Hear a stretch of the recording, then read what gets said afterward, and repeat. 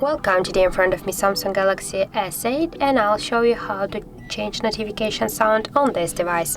So first you should go into the settings application and then just tap here on the sounds and vibration.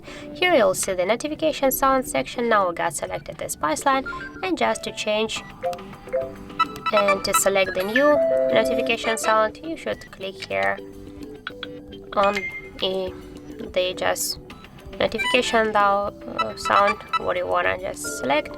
For example, I'll go with this one, and now just by go back you can see here that we just successfully changed our notification sound on our Samsung Galaxy Tab S8.